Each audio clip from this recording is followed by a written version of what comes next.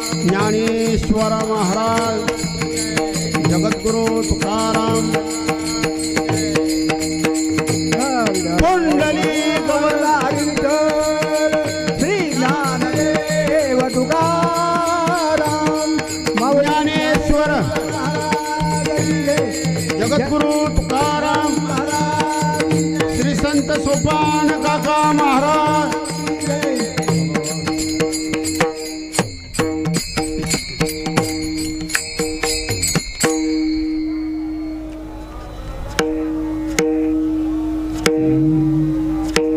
होईन भिकारी, होईन भिकारी पंढरीचा वारकरी, हाची माझा नेम धर्म, मुखी विठोबाचे नाम, हीच माझी उपासना, लागो संताच्या चरणा, हाची माझा नेम धर्म, मुखी विठोबाचे नाम. तुका म्हणे देवा, तुका म्हणे देवा, हीच माझी भोळी सेवा, हाची माझा नेम धर्म, मुखी विठोबाचे नाम. विठ्ठला विठ्ठला टाळे टाळे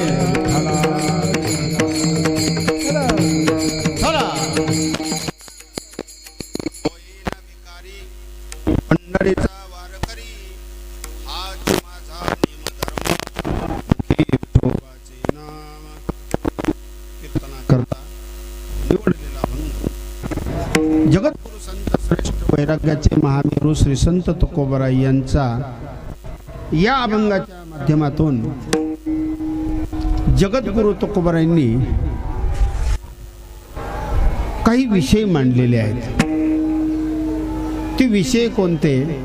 अगदी सरळ सरळ त्याचा अर्थ आहे, हे देवा, मी भिकारी होऊन पंढरीचा वारकरी होईल, आणि वारकरी झाल्यानंतर जो काही नियम आहे, जो काही वारकऱ्याचा धर्म आहे, तो नियम काय, तो धर्म काय, हे सांगताना सरळ सरळ सरळ तुकोबरायांनी सांगितलेलं आहे, मुखाने भगवंताचं नाम घेणं किंवा गाणं, अशी असणारी उपासना, ही असणारी साधना, ही वारी करत असताना वारकऱ्याने करायची आहे.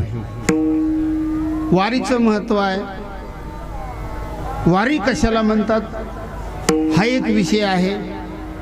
वारकरी कशाला म्हणतात हा एक विषय आहे. ज्या पंढरपूरला जायचंय तो पंढरपूर हाही एक विषय आहे. हे सगळेच विषय आहेत.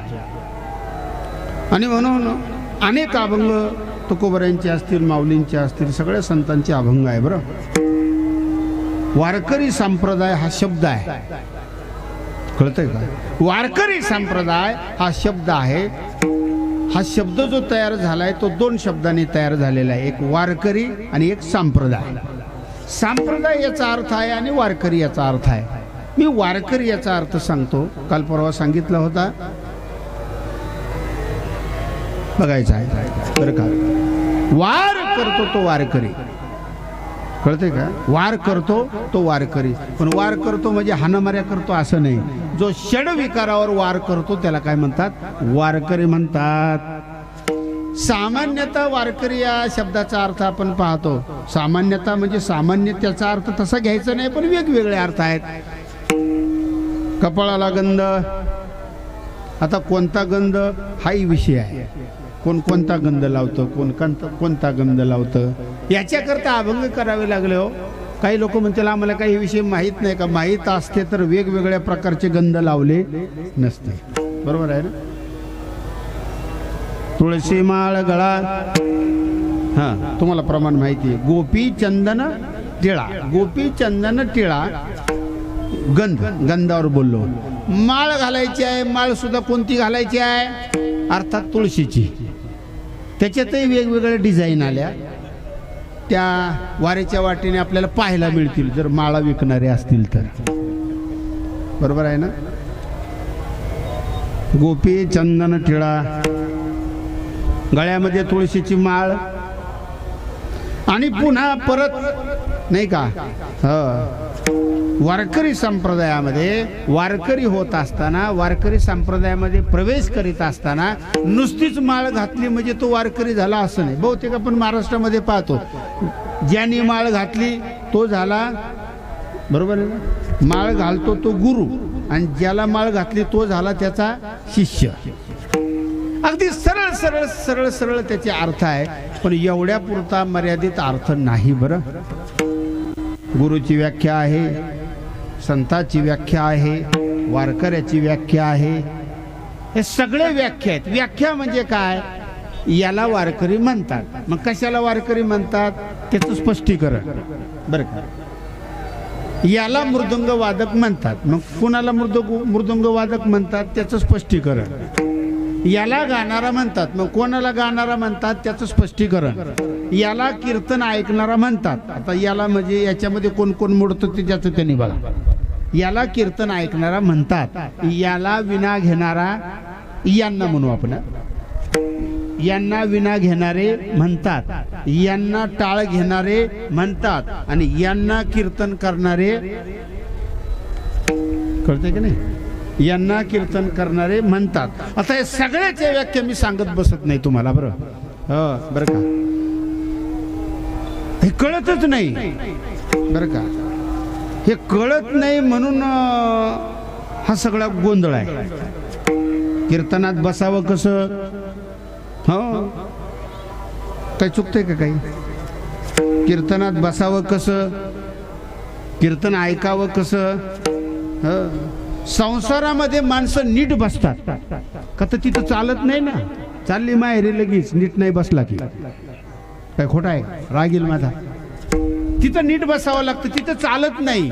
फक्त इथंच चालतं या वारकरी संप्रदायामध्ये. म्हणून या जगाच्या पाठीवर मोठा संप्रदाय आहे तो वारकरी संप्रदाय. हा, बाकी काय? हा, खटनट यावे. आता एवढ्या माता भगिनी इथं बसलेल्या आहेत. सगळ्यांच्या साड्या बघा, एका साडीचा रंग दुसऱ्या साडीला नाहीच. बरोबर आहे? बघा ना तिकडे कॅमेरा फिरवा, ठीक आहे ना, वेगवेगळ्या. आता इथे आमच्याकडे बघा, धोतर, शर्ट, टोपी, फेटा, पांढरा चष्मा, काळा गॉगल सुद्धा रात्री घालतात. आता काय काळ्यात काळं पाहतात कोणाच ठाऊक? मी तुमचं नाही सांगत आहे. आता काळा गॉगल दिवसा ठीक आहे उन्हाचा, रात्री सुद्धा. हा, सगळं आहे बघा. मी विनोद म्हणून बोलत नाही, बरं, समजून घेतलं पाहिजे नाही का? मनुष्य जीवन सुखी व्हायचं असेल तर जी बुद्धी भ्रष्ट आहे ती भ्रष्ट बुद्धी बाजूला करून शुद्ध बुद्धी करता आली पाहिजे, तर हे समजेल. नाही तर नाही समजणार. शेवटी समजण्याकरताच आपण वारी करतो ना. बरोबर आहे ना? वारी समजण्याकरता वारी करणं, देव समजण्याकरता वारी करणं, परमार्थ समजण्याकरता वारी करणं आणि शेवटी मोक्ष मिळवण्याकरता वारी करणं हा सिद्धांत सांगून गेले तुकोबरा. पंढरीचे अधिकारी मोक्षाचे, त्याधिकारी मोक्षाचे, पंढरीचे वारकरी अधिकारी मोक्षाचे, अधिकारी मोक्षाचे, अधिकारी मोक्षाचे. पंढरीचे वारकरी ते अधिकारी मोक्षाचे असं म्हटलेलं आहे. बरं, चांगली गोष्ट आहे. आपण वारीला आलेलो आहोत. होता आलं पाहिजे, जमलं पाहिजे. बरं का? आणि काही अवघड नाही ना. काय अवघड आहे? अवघड करून ठेवलंय. काही माणसं अवघड करण्याकरताच वारीला येतात. सोपं काम अवघड करणार. काही बरं का, सगळे नाही. सगळं सोपं आहे. मी प्रमाणाने सांगेल तुम्हाला. तुका म्हणे सोपी आहे का नाही, केली पाय वाट.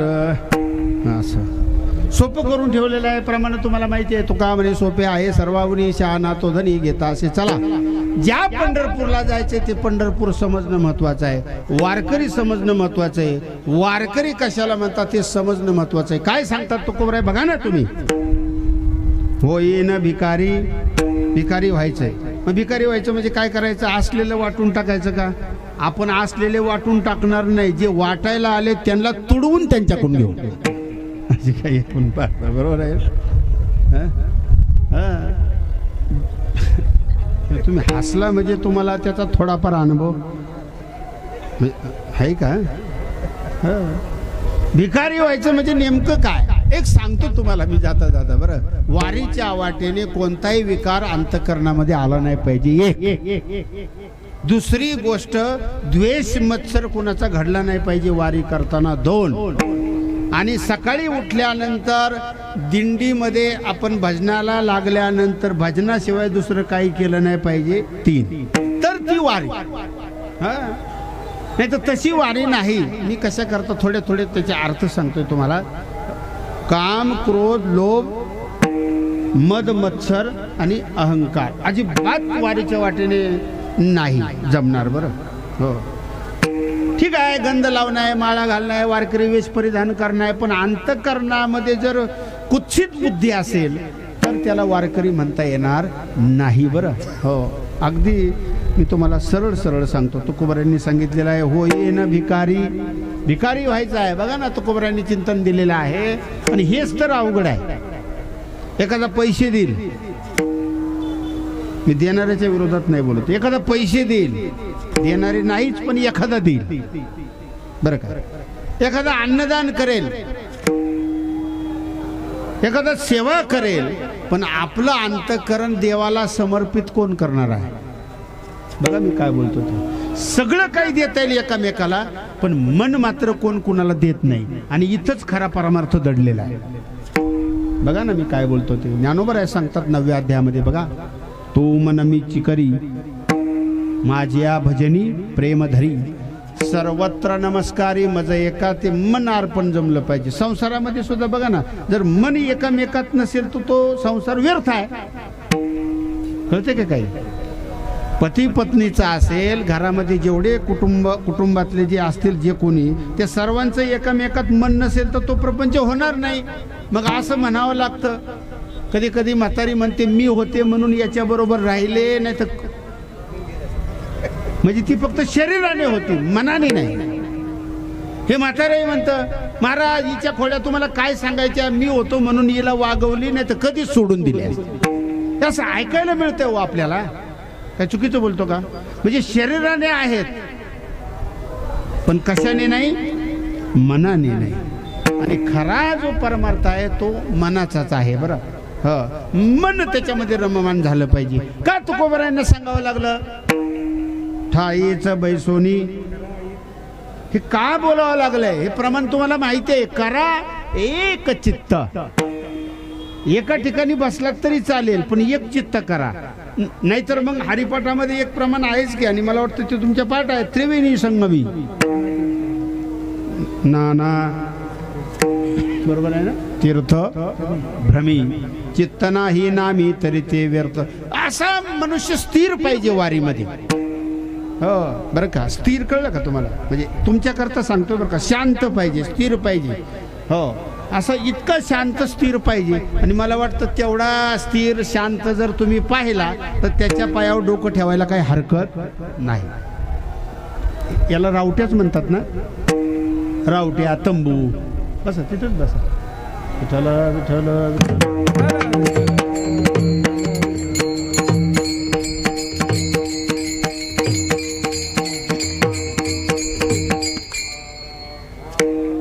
बरं का. स्थिर बुद्धी कशी आहे?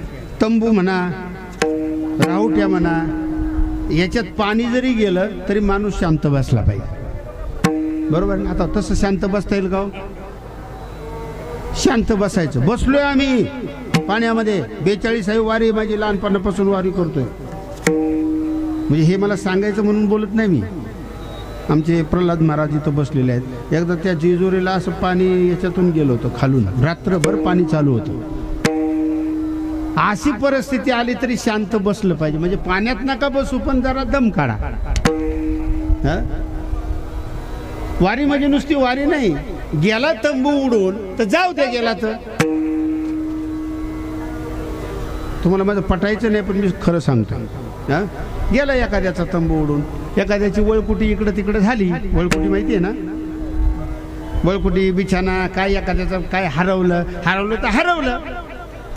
हरवून सुद्धा ज्याचं डोकं दुखत नाही, समजायचं तो वारकरी होण्याला योग्यतेला प्राप्त झाला. काही होऊ द्या. हा, नक्कीच. इथं तर फोनावर फोन, तब्येत बरी आहे का? कालच फोन. अहो म्हणलं वारीच कुठं सुरू झाली अजून तब्येत बिघडायला? ते आळंदीलाच म्हणले. कसं काय? आता कसं काय? गावाकडे काय चाललंय? आता गावाकडे काय चाललंय? एका दिवसात लगेच सगळं सगळं सगळं सगळं सगळं अवघड आहे. मी सहज बोलतो बरं, माफी मागून बोलतो तुमच्याशी. असं नाही झालं पाहिजे. पंढरपूरला जाईपर्यंत फक्त डोक्यामध्ये पांडुरंग परमात्मा आणि आपला टाळ, आपला विणा, आपला मृदुंग किंवा आपलं भजन ऐकत करत जाणे, याच्या पलीकडे काही नाही. त्याला म्हणतात वारी. ही साधन आहे ना, नाही म्हटलं तरी. का तुकोबराय म्हटले? होईन भिकारी. भिकारी होऊन प्रमाण पुष्कळशी आहेत, पण आपल्याला वेळ नाही.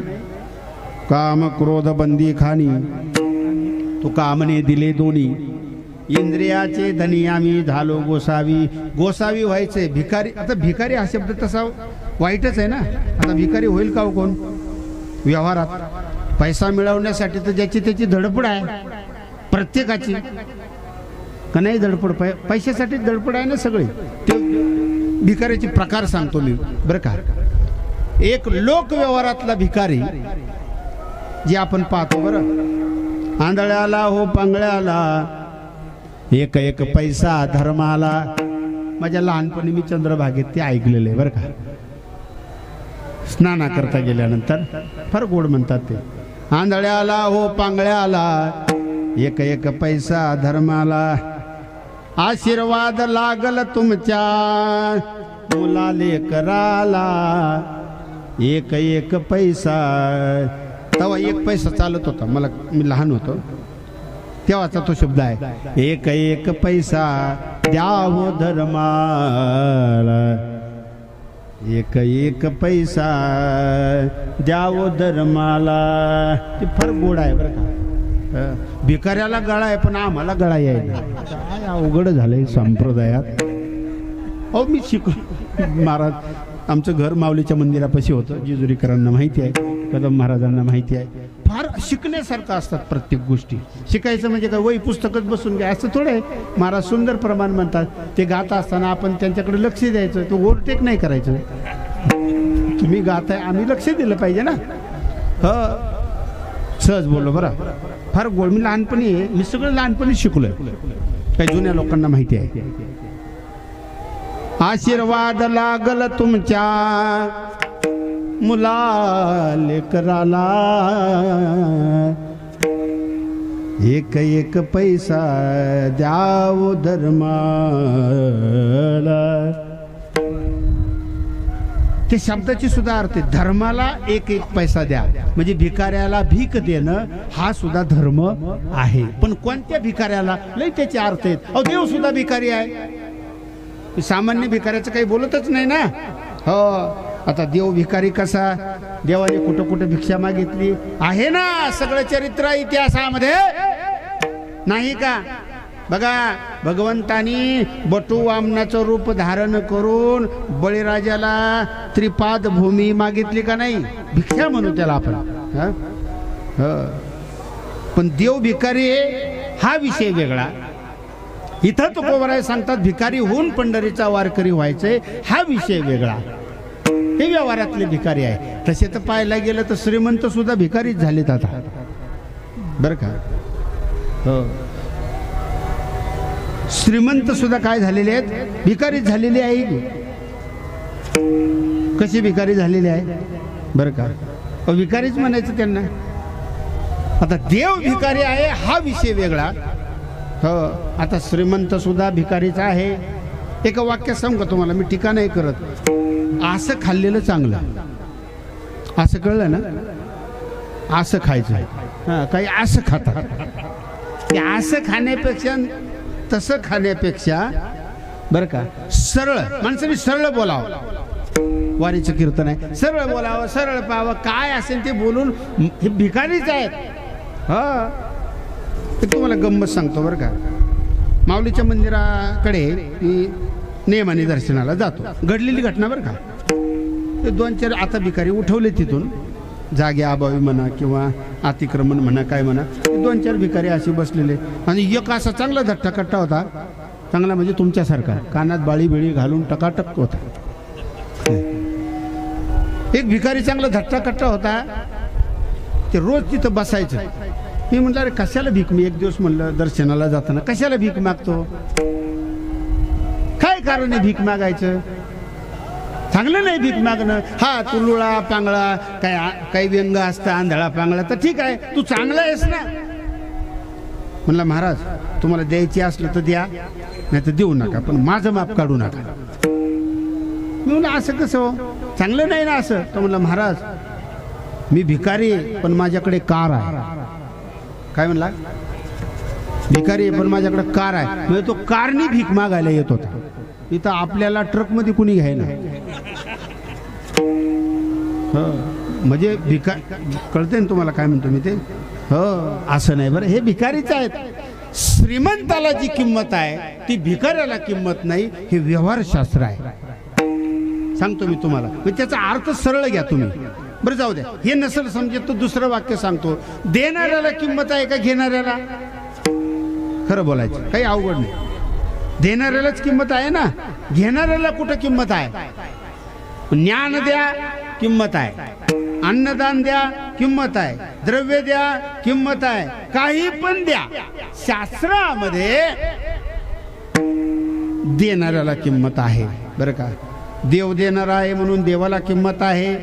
तुका म्हणे मंगळाता कोण दाता या उनी प्रमाणे. संत देणारे आहे म्हणून संतांना किंमत आहे. घातला दुकान देती आली अशी दान. मी हे का सांगतोय, मग भिकारी या शब्दाचा अर्थ समजून घ्यायचा आहे. भिकारी हा काहीतरी मागत असतो म्हणून त्याला भिकारी म्हणतात, असा त्याचा एक सरळ अर्थ आहे. इथं तुकोबराय म्हणतात, ऐका जरा नीट, मी भिकारी होऊन पंढरीचा वारकरी होईन. मग भिकारी होणं म्हणजे कसं, असा त्याचा अर्थ नाही. घालवायचंय, त्याचे लय अर्थ आहेत. आहे ते घालवायचंय. आपण काय म्हणतो व्यवहारामध्ये, लय होतो याच्याकडं पण भिकारी झाले. एक वाक्य समजते का, व्याकरणाची बाजू. लय होतं याच्याकडे पण भिकारी झालं, म्हणजे त्यांनी ते घालवलं. म्हणजे जे आहे ते घालवतो त्याला म्हणतात अध्यात्मशास्त्रामध्ये काय, भिकारी. मग आपल्याकडे काय आहे? आपल्याकडे सगळंच आहे. सांगू का तुम्हाला सगळं काय काय आहे? 2 श्लोक सांगतो भगवद्गीतेतले. इदम शरीरम कोणते, त्या क्षेत्राचं वर्णन आहे. त्याच्या पुढे 2 श्लोक आहेत शरीराचं वर्णन करताना.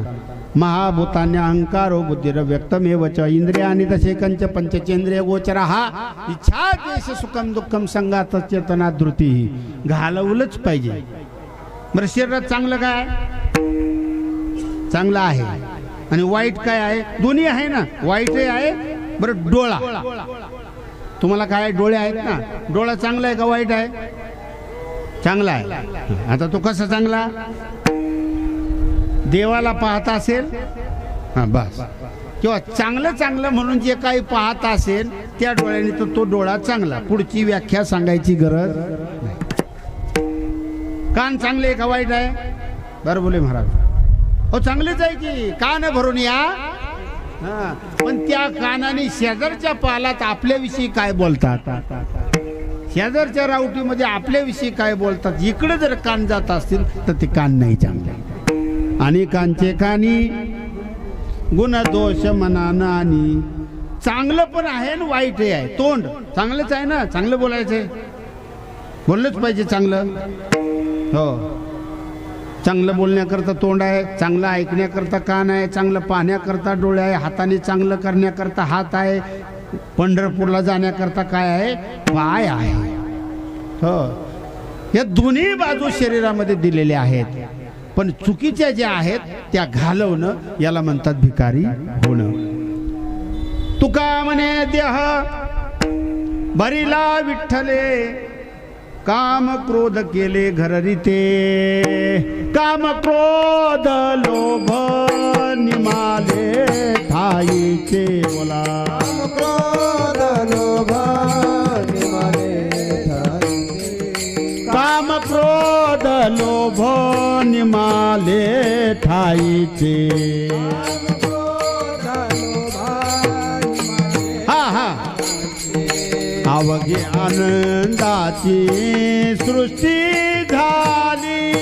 अवघी आनंदाची सृष्टी झाली.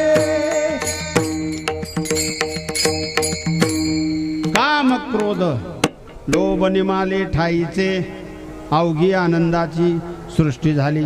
आमच्या दिंडीमध्ये एक मला वाटतं तीन वर्ष झाले असतील अंदाजे, 3 ते 4 हा 3-4 वर्ष झाले असेल. एक सेवक होता बरं का.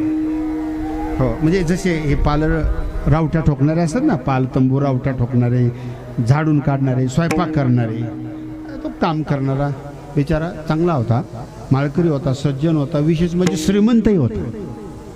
हे मी तुम्हाला का सांगतोय लक्षात घ्या. श्रीमंत काम करेल पण ज्याच्या घरी काही नाही तो काम करेल का नाही करेल हे सांगता येत नाही. आजची परिस्थिती ही आहे. मी काय बोलतो ते लक्षात घ्या. आपल्या दिंडीमध्ये होता, त्याचं नाव कैलासवासी संतोष आवटे बरं का.